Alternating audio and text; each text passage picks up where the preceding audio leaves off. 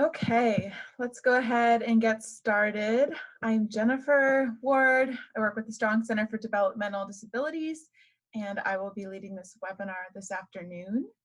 We're going to go through slides, and we'll also be doing some tutorial type instruction throughout. And as I mentioned, if you have any questions while we're going, if you can go ahead and put them in the chat box. I did go ahead and mute everybody just so we didn't have any background noise or echoes. But if there's a need to unmute, if there's an opportunity for questions and you need to unmute yourself, you can go ahead and click a little button to unmute, or you can raise your hand and I can go ahead and unmute you. Okay, so we're gonna go ahead and get started then. So I come from Developmental and Behavioral Pediatrics at the University of Rochester. At the university, in this department, we have our clinical services, our research, and our community programs. And one of our community programs, the umbrella of all of our community programs, is the Strong Center for Developmental Disabilities, which is what we call a UCED. It's a federally funded university center of excellence in developmental disabilities. And we really focus on promoting independence, productivity, and integration and inclusion for people with disabilities and their families. So that just gives you a little bit of background of the organization I'm with. Part of my organization, we are working on a statewide grant with the Department of Health, and that's called the SSIP project. It's termed IFACT, which stands for Improving Family Centeredness Together. So the webinar series is part of this New York State Systemic Improvement Plan aimed to improve family centeredness in early education. And so we've had 3 years, this is our third year. In the first 2 years, we went through programs with cohorts with the different counties across the state. There are 2 other UCEDs, a part of this state systemic improvement plan. They're also offering webinars or trainings as well in this 3rd year. So we have 10 webinars as part of this 3rd year in our SSIP project. This is the first one in a series of 10 free webinars. We're going to be doing 1 each month. And we're starting off with engaging families through Facebook groups. And that is because this is a topic that has come up time and time again. We have a lot of counties who are actually running their own Facebook groups through their projects with the Improving Family Centeredness Together grant. And we've seen a lot of successes as well as barriers and confusion about how to do this. How can you get one started? How do you use one effectively? And so on. So I have some background with using Facebook groups outside of my professional work and as part of my professional work. And so I wanted to be able to take what we've learned, some best practices through this grant, and be able to share them with all of you. Somebody asked if it was possible to send a copy of the PowerPoint. I'll get to that in just a minute. So our next webinar will be coming up in October. It's about a month from now, October 21st, same time, 3 to 4 on a Monday. This one is going to be covering making a sensory kit and using visual supports.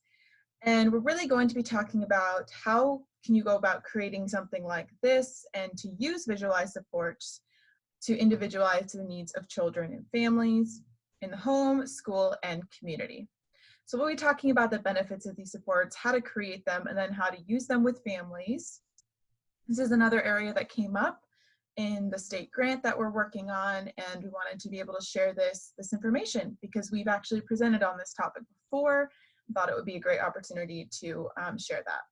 So registration for this webinar, I will include a link in the chat at the end.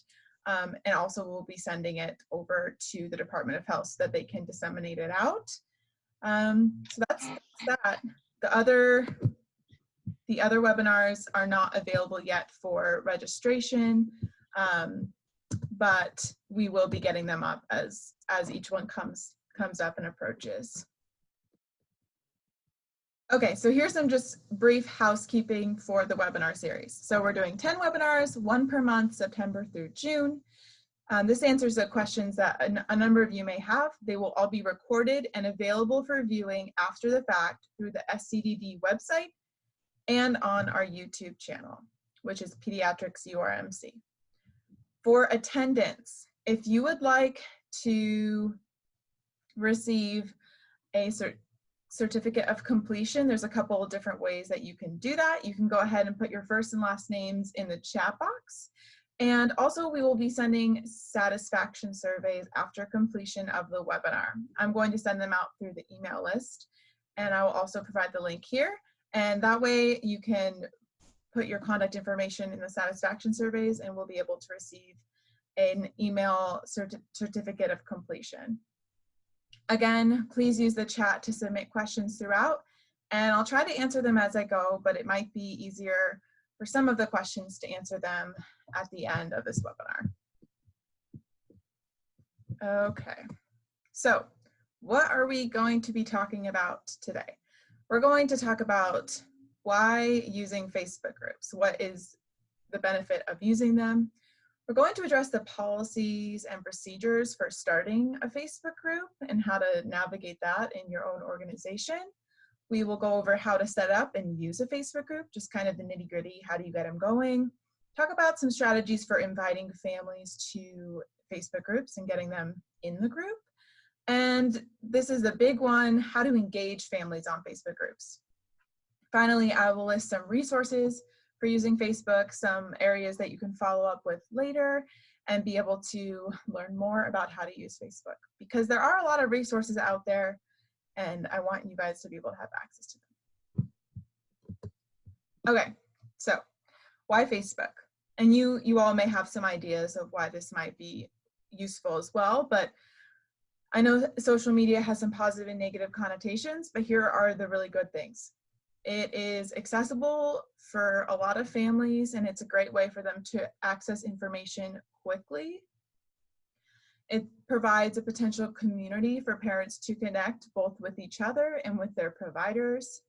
It can be a great central point to host resources. It might be a place people go to look for information on events or upcoming opportunities.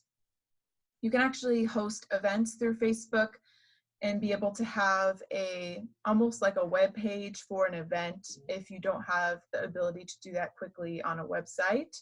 And people can share the events across their own Facebook feeds, and it can get reached pretty quickly.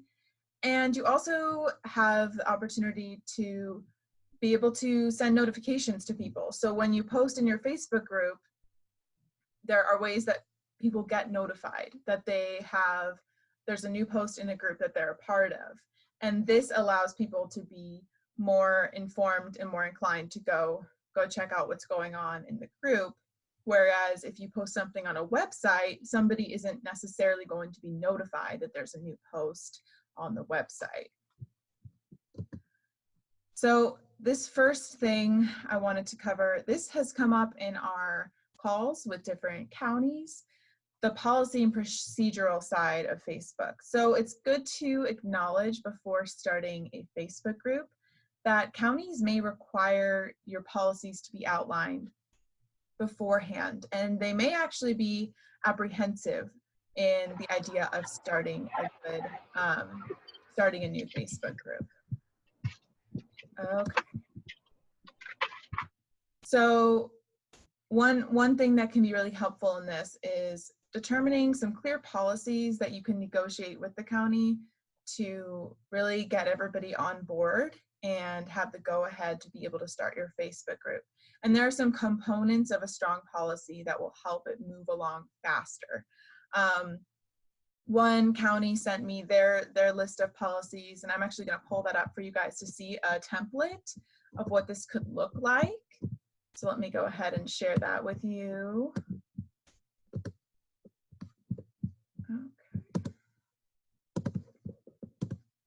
Okay, so you can see there's a county. It just talks about when this was developed, who prepared it, kind of that kind of thing. And then it goes over the purpose of the group. So you want to talk about why is this happening? There's some guiding principles. So who is going to be managing the posts? Who's going to post? Let's see, how long will there be a time frame between when people comment and when they get a response? Where, if the main person isn't able to respond, who else will be able to do it? How to manage confidentiality, privacy policies, all of those things. So it kind of has some checks and balances for who will take care and negotiate some of those aspects of a Facebook group that maybe counties might have a difficult time understanding. There's some rules of engagement, so being transparent, judicious, how to manage legal issues or litigation, things like that, how to create engagement, excitement, and value, and then determining how often things will be posted, consistency, as well as what to do if there's a cause for concern in terms of moderating comments and that kind of thing. Okay. So in this example of a good policy, you can see it talks about purpose, guiding principles, rules of engagement, and moderating comments. If you are able to provide these clear expectations for how the group will be managed before it goes in place, this will help any parties be more comfortable with the idea of moving forward with a Facebook group. And if you have any questions about that, feel free to put them in the chat box, or send them to email. I may be able to connect you with the folks who were able to create this policy. And from their experience, it did take a while. There's a lot of back and forth to get to that point. And so they have the experience of knowing what actually was able to be put into effect. And so these are some helpful strategies for you. Okay, so just something I wanted to go over real quickly. Okay, so as a reminder, all EI providers and EI municipal staff must maintain confidentiality of all children and families. Facebook may not fall under HIPAA or FERPA, but all EIP providers and staff must maintain the confidentiality of EI child and family information, as EI records do fall under FERPA and EI billing records fall under HIPAA. So in doing this with Facebook, don't share personal identifiable information or protected health information, because even though Facebook is not covered by HIPAA and it doesn't have to comply with HIPAA as representing an organization, and EI staff does. So I just wanted to lay that out there. And then I know this came up, so how do you do Facebook with that being said? And this would be a good question to bring to your administrator who is formulating the policies for Facebook. But there's some tips that you can follow here. So use closed groups, and I'll show you about how to make sure your group is closed. Open groups are accessible by anyone. They can see what's in the group before they even have to join, and you don't want that to happen. You want to make sure it's closed. People feel like it's a community that they can share in openly without people on the outside being able to easily see. The other tip, just don't disclose health information for others. If a parent is talking about their child with autism, that's their disclosure, but not referring to a parent as having a child with autism.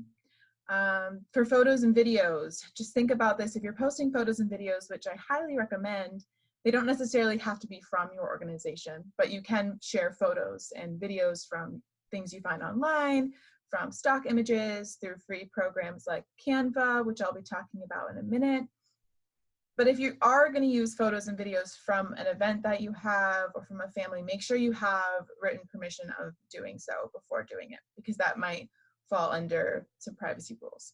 And again, if you have specific questions, I would go to the Department of Health or administrators to address those. Okay. So before I move on to talking about Facebook, I did want to mention that the department has a marketing standards guidance document, and it's available on the Department of Health BEI webpage. And so this is something to review before you go forward with dealing with marketing and branding and social media and all those kinds of things. Again, if you have questions specifically about this, reaching out to the Department of Health or your personal administrator would be the way to go. I will be specifically talking about Facebook and can answer any questions about that. So, setting up a Facebook group. Okay, 1 second, I just want to make sure that everybody else is muted so we don't have any background noise. Okay, so you want to be able to use a searchable name. This is something that families would easily be able to find when they are on Facebook. A lot of families are going to be looking for groups to be a part of, especially if they're just going through a diagnosis or going through the phases of needing that early support, things like that, where they might be looking for that support online. They're going to potentially be searching early intervention specific to their county. The next tip is to create an engaging and descriptive group photo, and I'll show you about how to do that in just a minute. And in your photo, you can actually add text to the photo and add a tagline that represents the goal of your group. You also want to create rules for members to follow. Sometimes these rules are actually already available to add easily on Facebook. I'll show you what that looks like. And then some examples of rules would be to be respectful. It's a common one. Something like, please only share evidence-based practices and include references where applicable. So something that comes up frequently in Facebook groups is the issues of things that are evidence-based or not evidence-based. And in a county-run EI group, you want to make sure that it represents the work that you're doing and the work that you're promoting. So let me go ahead and show you guys what this looks like. I'm going to pull up the Facebook group that I just created and give you guys a sense of what's going on.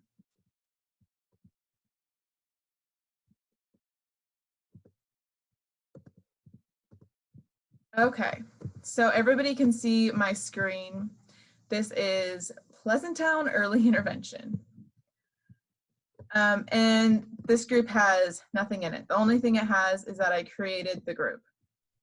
So what you're going to want to pay attention to is going in here. If you hit more, you can go ahead and go into edit group settings. And this is where you can add the description that I mentioned, something that people will understand what the purposes of the group are. You can add the locations. You can add the city or town or county that you're talking about. You can add tags. So you could add early intervention, early childhood intervention. That could be my tag. And so if somebody searches early child intervention, it might be more likely to come up. You can link a page. If your county EI has a page, that's a place where you could link to. Many don't, but that might be an option for you as well. Change things like the color to match maybe branding that you already have. If you have a website, you can add that there. Now, this is an important place to notice where you want to look at privacy. So this is the closed group. If I go to change privacy settings, there's 3 options. There's public, closed, and secret. There might be a time where you decide you want a secret group. Maybe you have everybody who you want to be a part of it and you actually don't want people to be able to find it anymore. But closed is really the option I can see working most effectively for most of you. Somebody asked if we need a number for the group tag. I'm not sure what that's referring to. If you can give me some more information, that would be helpful. Group, oh, do we need a hashtag for the tag? No, not in this area. You don't need to do a hashtag. You can just put the words itself. Let's see. Hashtags would be helpful if you make a post. There's another section where you can determine who can approve a new member. And this is an area where you would want to make sure it's only admins and moderators, unless you decide that other members of the group are able to add people as well. You can also add questions. So, for example, I can decide that I only want people in this county to be a part of the group. So what it could do is, what county do you live in? And if, you know, and if they say they live in the county where the early intervention group is a part of, then you'll see their answer and you can go ahead and approve it. This is also helpful to have a question for new members, because if you don't have a question, it's easier for bots, and bots like basically like fake people, to join a group that you do not want fake people to be a part of. So you do want to make sure these are real people looking for EI support, and that's one option if you want to be able to do that, is adding a membership question. Somebody else asked about current rates for someone to be the group admin. I'm wondering if you're talking about financially. I don't know what the answer to that would be. Normally, this is somebody, excuse me. Normally, this is somebody who's within your organization who may already be a little bit savvy with social media and may have more opportunity and time on their hands to get things going. Once it's going, it's a small time commitment to keep it going. And eventually, it will pick up on its own and people will start to engage in it more than just the admins themselves. So that's the answer I would have for that question. So we see the rules are here in this section, the group rules. Like I said, Facebook already has many of these rules laid out, so you can see respect everyone's privacy. So that would be a good place to select that potential rule. So if you wanted that rule, you could say, this is what you want. You could change the word, like you could add and health.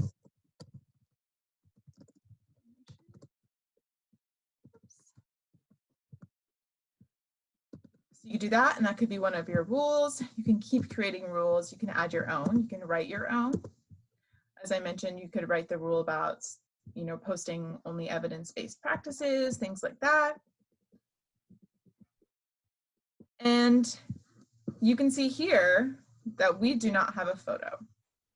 So this is a strange size.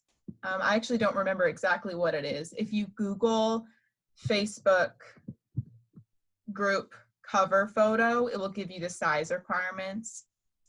But one free tool I like to use is called Canva. So I have Canva right here. It's canva.com. There's a free version and a paid version. I actually already made a template for the size of the photo that you would want. And as you see on the left, there are all of these options for templates, which is really fun. So I'm looking for one that would be good for early intervention. Let's see. Okay, here's some family inspired ones. This one's cute.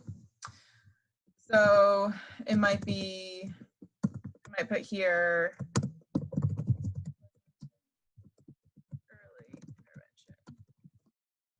And then you could put like for families to connect and support each other. That's like a little tagline. And what I would do here is I would download the PNG file.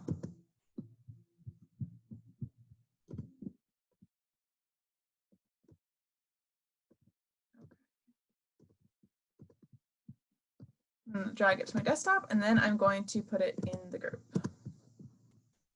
Upload photo.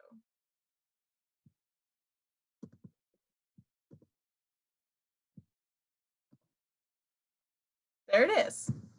Okay, so it looks really nice. As soon as somebody comes to the group, they're going to see this photo and they're going to maybe get a sense of what the group stands for. And they're going to see the name of it right there. They're going to see the tagline, and it kind of provides a more relaxed feel for the group. So if you see this picture versus the standard cover photo that they had before, you might feel more comfortable being a part of that Facebook group. So then you go ahead and hit save. Okay. You would, of course, want to make, like I said, a description of the group that explains what its purposes are. And then I'm gonna go back to the PowerPoint.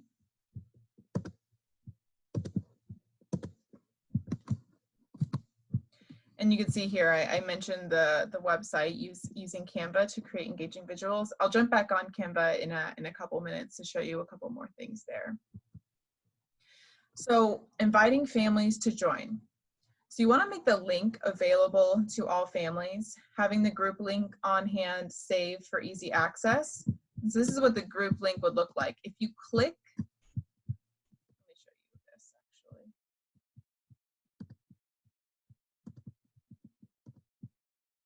So if you click the group, the name of the group in the upper left-hand corner, there it is. You can copy that link and you could send that link through email. You could put that, you can actually put it, and you can make flyers in Canva, and then you can, so if I wanted this to be a flyer, I could actually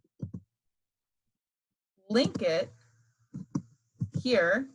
And so if somebody were to click this in a PDF, they would be able to access the Facebook group. There's a lot of creative ways that you can be able to get the link in lots of different communication materials or marketing materials.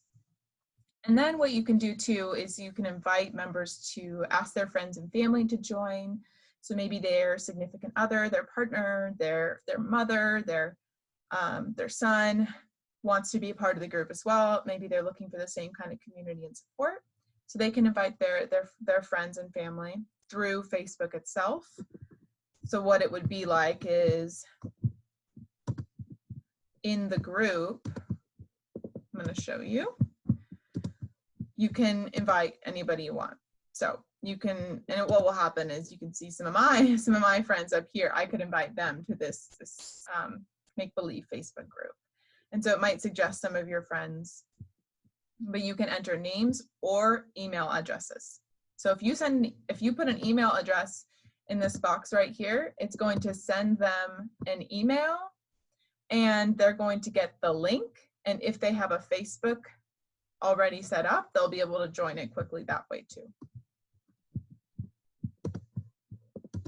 Lots of switching back and forth in this webinar, but I hope it's helpful. I really want you guys to be able to see each of these tasks so it makes more sense when you go and do it. Again, you can include the link in disseminated materials and newsletters, email announcements, all of those things. It's a great reminder. If people see it over and over again, they're going to be more likely to participate in it. So some quick tips for engagement on Facebook. This is the most challenging part about Facebook. It's somewhat easy to create a group, and it's not as challenging to invite people to be a part of it. But what can be really challenging is to get people to engage back with you. And the biggest tip I would have when it comes to engaging people on Facebook, specifically families, is what are they needing more of? What are they looking for? And really targeting that over and over again consistently. So maybe they're really looking for information on family-friendly events in the community. Keep sharing those events. Maybe they're looking for opportunities to ask questions. Keep making posts that give them those opportunities. So get a sense of what they need and what they want. This can be through conversations as in the IFSP meetings, conversations that you have with families, or another great strategy is to ask members what they want directly on Facebook. So make a post, throw a visual in there. Maybe you can throw a GIF, the GIF, a question mark. Let me see if I could show you how to do that. It's pretty easy, but it might not be familiar to everyone. So I go to write a post. Okay, whoops. If I want to do a GIF, I could do question. Okay, so it's not the most fun GIF in the world. It could be silly or goofy or whatever you're looking for. And you could be like, say something about like, what are you looking for? And And then say like something about how you want the group to be as helpful as possible to all members. And you're looking for what the group wants. What do they want? What do they want to see? What do they want to learn? What do they want access to? And then using photos and videos and GIFs to engage families is a really successful strategy. People don't go to Facebook just to read posts. It's not Twitter, it's not just posts, it's not just text. They want to see photos, they want to see videos, they want to see things that make them smile, laugh, feel something. So using photos and videos is a great way to evoke emotion, evoke connection, and create engagement. And you can share videos from YouTube, you can share videos from Facebook, anything that's related to what you're wanting the group to be about, and that connects families with what they're looking for. So on Canva, I'm going to show you guys this as well. Okay, so if we go back to Canva and we go to home, if you go here to create a design, this is on the free version as well. There's this nice template for Facebook post. If you click that, this is a great way to create a template to use. So maybe you want to tell families Happy Halloween, and you want to ask families what they're doing during Halloween with their family. What are they doing? What kinds of supports are they looking for? What kinds of events are they looking for in the community? And so you could post this photo, and then in the text you could say, how are you spending time with your kids on Halloween? Or what supports would you like to see in our community for Halloween for kids with sensory sensitivities? So that's another way you can use photos. I would recommend always pairing a photo or video or GIF with any post. It's going to, there's a lot of research on this topic that it is much more successful in engaging somebody's interest if it has a photo, video, GIF, any kind of visual. Visuals are really powerful. And it's easy to find them, it's easy to make them using Canva, and it only adds another extra step, but it will definitely help your engagement. Another great strategy for Facebook groups. This is something I've seen be really successful for getting people feeling like they're valued and a part of a group, is weekly welcome posts. And for you guys, you might have smaller groups, and so monthly welcome posts might be sufficient. So what you're going to include in those posts is welcome to new people. There's actually an easy way in Facebook groups to do this. I want to show you, but it won't show up for me right now. Because there's no members in my make-believe group. So on Facebook, on this right-hand side under members, if you have a new member join, there's going to be an opportunity right in this area where it's going to say, blank blank joined your group or 2 members joined your group in this past week. Welcome new members. There's going to be a spot right there. But what you can also do is you can go to members, and you can see who's here and when they joined. So you can calculate who is new based upon this date.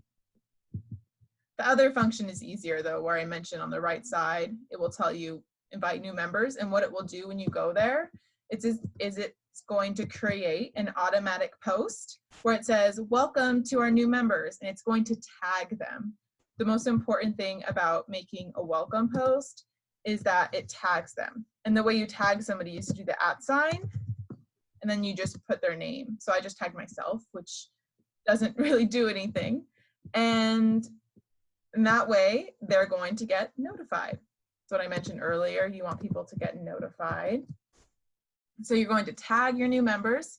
They're going to get notified. And you're going to ask them, what are you hoping to get from this group?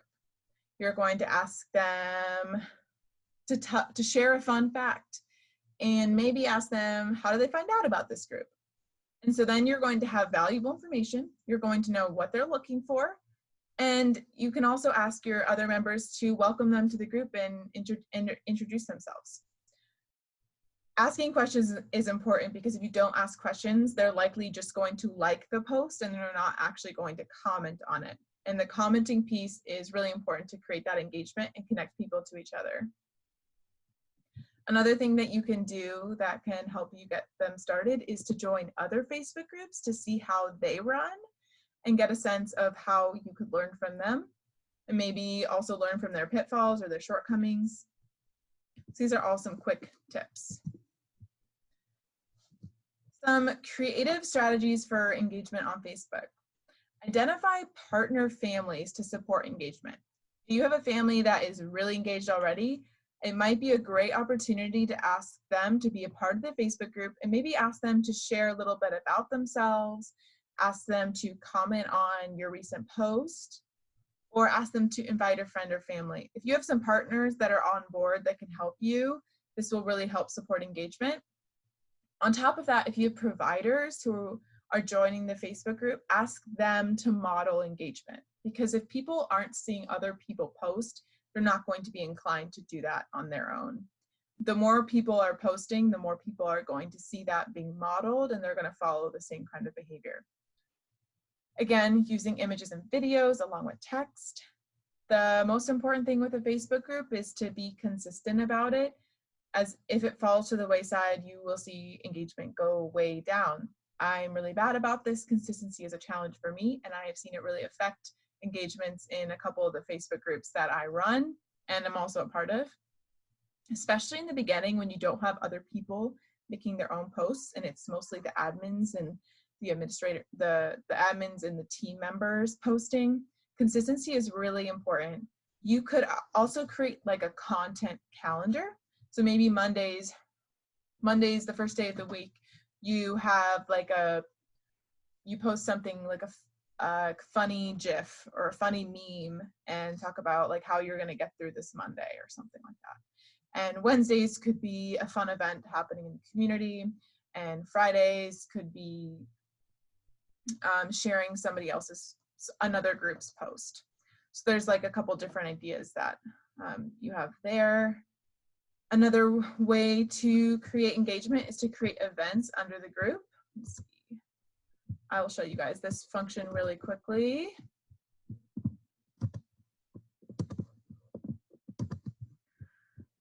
Okay, so if you see this Facebook page, right on the left-hand side, there's a space where it says events.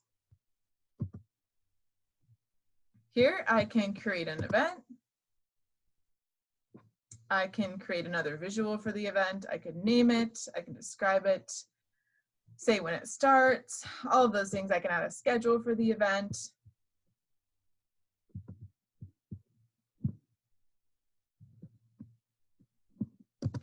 And the reason that creating events can be so helpful is because it can be an opportunity for people to physically meet in person. So maybe you have a parent meetup and it's through the group is the host of the event and parents can share it with other parents. So it can be a way to get parents in person to connect with each other. But then it's also really going to help your group engagement because now people know each other, they know each other's faces, they know each other's names. And they might invite other people to the Facebook group because they realize this is becoming a community of support and not just a place to get information. Okay, so some ideas for posts. If you're feeling like you don't know what to post, there's a few quick ideas that are successful with Facebook groups. Engaging questions. Something that makes people stop and think and want to respond. If you don't have a question, people are not going to be likely to comment. They're with funny things like GIFs and memes, they're probably. Other ideas for posts are event reminders, things that you may have coming up with your organization that you want to share with the group. You can repost other pages' posts. So there's an easy way to share other pages' posts into your Facebook group. When you go to hit share, you'll want to select the group that you're wanting to share to, and then it will automatically repost over to your group. You can also share newsletters and information sheets by turning them into pictures instead of PDFs. You can share infographics, different things happening in the world of research or education. Those are all some great options for posts. Another idea that is really great to engage new members and existing members is to do weekly welcome posts, or maybe if you have new members coming in on a monthly basis, you could do monthly welcome posts. When you have your welcome post, it's important to tag the new members on the Facebook group. And there's an easy way to do this on Facebook. When you go to your group, you go to the right side of your homepage and it will say welcome new members, and you click that and it will automatically tag them. And then what you can do is you can create an image using Canva. As I mentioned earlier, there's a Facebook post template on Canva, and you can make a little image, add some text, and put that into your Facebook post. And then in the post, the most important thing to create engagement is asking a couple of questions. Without the questions, it doesn't necessarily entice people to respond. So a couple ideas for questions are: what brings you to the group? Asking something fun about the individuals to try to get people to interact with each other, like maybe their favorite activity or a hobby or something like that. And then ask them what they're hoping to gain from the group. That will help you learn what to post and what people are looking for. So there are a lot of different Facebook features that you can utilize when you have a group set up. You can create events within the group. So maybe you want to do a Facebook group, a family meetup. And so you create an event, and then that way everybody who's in the group will see the event. You can do reminders about the event, and it will be all under that group page. As I mentioned earlier, you can share posts, and this makes it really easy to connect with other organizations or to circulate material that's interesting to your group. You can tag members, so maybe you know a family really attended an event, and you can write about the event with some pictures and tag them, ask them about their experience. There is opportunity to share videos and photos, and in addition to that, you can create admins and moderators, which is definitely an important thing to consider. It's important to have other moderators or admins of the group other than one person. That way, if something comes up in the group, there's somebody who can take care of it quickly. This specifically comes up when somebody maybe makes a controversial comment or is dissatisfied with a service, then you can manage it, whether it's deleting it or responding to it as quickly as possible as an admin or moderator. So there are some challenges to Facebook groups that we've heard from early intervention across the state. One is inviting families to join. There can be some difficulties in doing that. The best advice would be what we discussed earlier, really having that link available in a lot of different ways and having it easy to access so families see it multiple times, because you're not going to be able to invite families into the group from their personal Facebook pages, as you won't be friends with them on Facebook. So the best way to do it is to provide them with the Facebook link. Another challenge is creating engagement, both with the posts themselves, but also creating engagement families with each other. So families connecting to each other. And some of the strategies we talked about earlier could address this. Things like asking families questions about their hobbies, and maybe families can identify shared hobbies or shared interests. And then also asking questions in the post, sharing funny memes or stories, and then that will help people want to engage more and comment. Another challenge is finding time for staff to commit to Facebook groups. Again, an idea for this is to really be consistent with feasible goals for Facebook. So if posting once a week is all you can do, as long as that's the consistent goal, maybe once a day, and you can vary it between sharing other pages' posts, welcome, you have a welcome post, you have an event post, and you have a research related post. Whatever it may be, really knowing what you need to do each day will make it easier and decrease the time that it takes to run the Facebook page. Another challenge is the small group sizes, which can lead to low engagement. This can be true at times, but also doesn't necessarily have to be true. Just because a group is small doesn't mean the engagement will be low. Sometimes smaller groups are better. So really working on some of the strategies we shared throughout this webinar will help with the engagement. And then just knowing what to post, and as I mentioned, coming up with a day-to-day or week-by-week schedule and what types of things you want to post on those days or weeks can help with that. So having a plan in advance. A few things that have worked well across the state. First, in regards to communications. So trying to get the word out about Facebook. So people have found success with providing the link, the information about the group at IFSP meetings. They've also been successful with sending the group information through email, providing it in newsletters.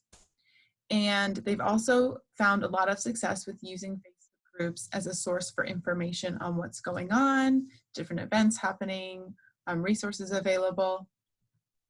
With engagement, there's been success with consistent posting. So really consistent posting, people have found helpful. They're seeing a lot of people are seeing what they're posting. Using photos and visuals has been really great. And then tagging families and welcome posts helps with engagement as well. There are a number of resources related to Facebook groups. There are not resources specific to using them for early intervention, but all of these resources listed will provide you with some tips for increasing engagement, getting people in them, how to run them, how to moderate them. And then there's also some social media rules for HIPAA. You'll see that at the bottom, some things to abide by or think about, using them for business, everything you need to know about them, strategies for increasing engagement. So there's some great ideas there.